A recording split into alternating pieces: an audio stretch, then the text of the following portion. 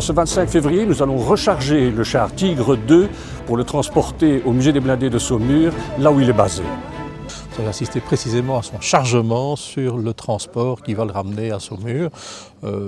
C'est intéressant en termes de mouvement pour le public, bien entendu, puisqu'on ne voit pas tous les jours ce genre d'engin rouler. C'est aussi intéressant de savoir que le chargement complet fait là 103 tonnes, ce qui est quand même quelque chose d'assez impressionnant sur les routes et qu'on ne voit pas tous les jours.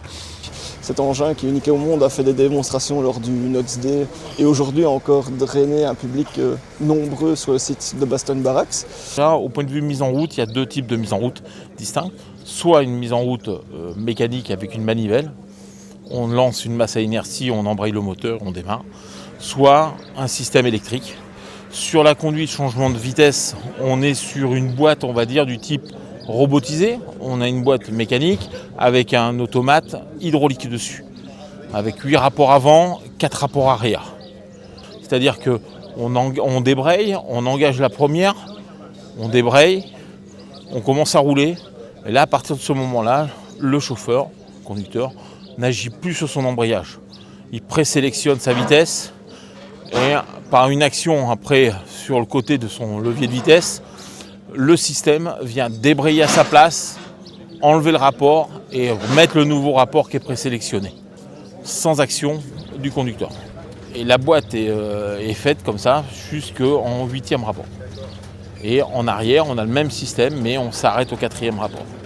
Et après, au point de vue de la direction, on a un volant du type quart de tour avec 2 zones. En fin de compte, une première zone qui est, on va dire, un virage qui serait long et une zone complètement au bout du quart de tour où on a un virage, on va dire, court. C'est-à-dire quand on est sur les premiers rapports, on arrive à bloquer une chenille, la chenille intérieure et à tourner autour de sa chenille intérieure. Une machine comme ça, c'est terriblement impressionnant. Et je me faisais la réflexion que quand on en voit arriver 4, donc un peloton, avec le bruit que ça fait, avec la masse, on ne peut qu'avoir peur, même si on est un soldat un peu endurci comme l'étaient les Américains il y a 80 ans ici. Voilà, c'est impressionnant. Deuxième chose qui m'impressionne, c'est qu'au bout de 80 ans, la machine tourne encore et elle tourne très bien. Troisième chose, en termes techniques, c'est fabuleux de voir cette énorme masse de 70 tonnes pivotée sur place. C'est extraordinaire, hein, c'est vraiment novateur. Et ici à Bastogne, il a tout à fait sa place, enfin il avait tout à fait sa place, puisque c'était un des fers de lance de l'attaque allemande, de la fameuse bataille des Ardennes.